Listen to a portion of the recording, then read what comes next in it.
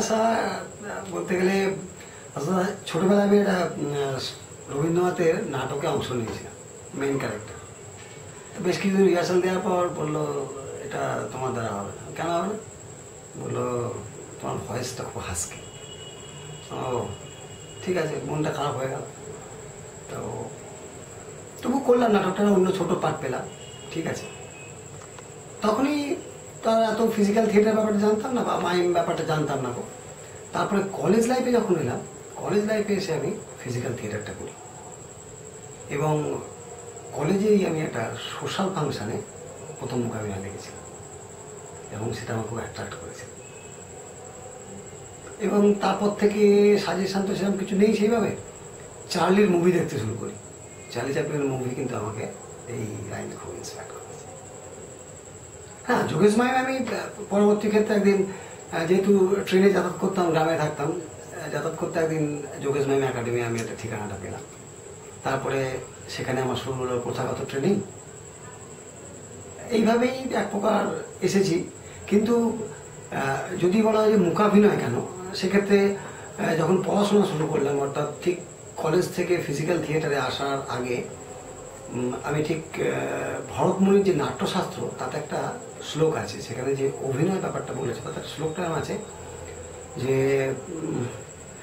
আঙ্গিকং ভুবনম যস্য বাচিকং সর্ববাংময়ম আহার্য চন্দ্র তাহারাদি তম নমম সাত্বিকম শিবম। এখানে চারটে অভিনয়ের কথা বলা আছে, আঙ্গিক, বাচিক, আহার্য এবং সাত্বিক। এই যে আঙ্গিক অভিনয়, এটাই ফিজিক্যাল থিয়েটার, এটাই মাইম, যেখানে কোনো শব্দ নেই। এবং আরেকটা ব্যাপার কি, পরে যখন এটাকে তো আমার হট করে চলে আসা, তারপর এটাকে ভালোবেসে ফেললাম। আর যে করে আমার যেটা মনে হয়, আগে কোনো কিছু করতে লাগে তাকে ভালো করে ভালোবাসতে হবে, না ভালোবাসলে কিছু করা যায়। এই যখন ভালোবাসতে শুরু করলাম, আমার মধ্যে তখন আরো খিদে জাগতে শুরু করলো যে এটাকে আরো জানি, আরো জানি, আরো জানি। সেই জানতে জানতেই চলে এলাম মূকাভিনয়ের একদম প্রফেশনাল শিল্পী হিসেবে। কিন্তু প্রথমে আমি এটাকে ভাবিনি যে পেশা করব।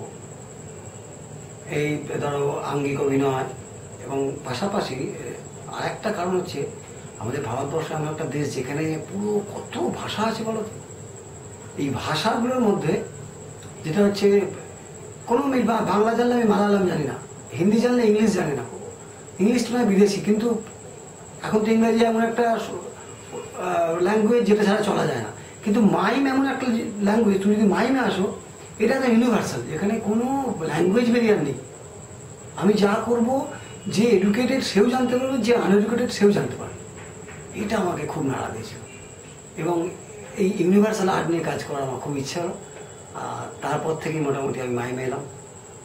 এবার কোনো কিছুতে একা করা যায় না, তখনই একটা গ্রুপের কথা ভাবলাম। আমরা যোগেশ মাইমে এসে যেসব ছেলেগুলো আমরা প্র্যাকটিস করতাম, তাদের মধ্যেই প্রবীর বণিক, সুব্রত দাস, এরা মিলে আমরা একটা গ্রুপ ফর্ম করলাম। এবং যেহেতু এর মধ্যে কোনো ভাষা নেই, আমি গ্রুপের নাম দিলাম নির্বাক দল। জানেন নির্বাক দল? তো নির্বাক দল নিয়ে আমরা এখন কাজ করছি।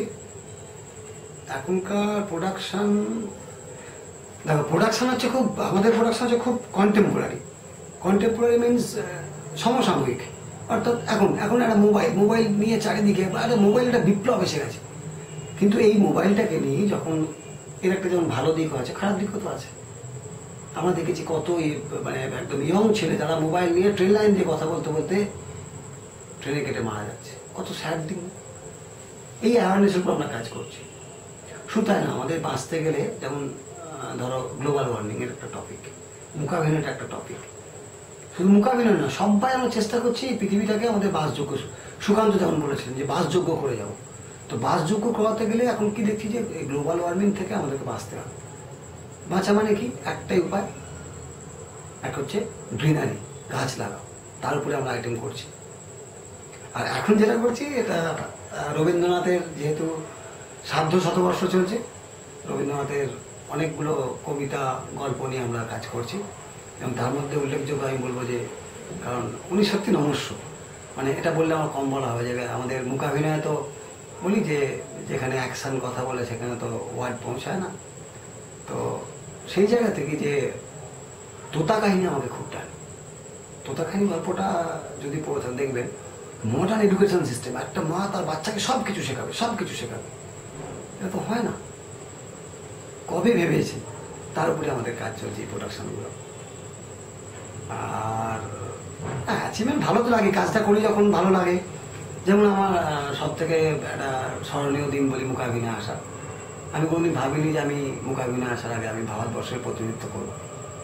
যখন আমি ইন্ডিয়াকে সার্ক ইন্টারন্যাশনাল ইউনিভার্সিটি ফেস্টিভ্যালে নিজেকে রিপ্রেজেন্ট করি এবং সেখান থেকে প্রাইজ নিয়ে আসি, আমার বন্ধুরা আমাকে একটা ফুলের মালা দিয়ে একটা পেন দিয়ে সম্বর্ধনা দিয়েছে।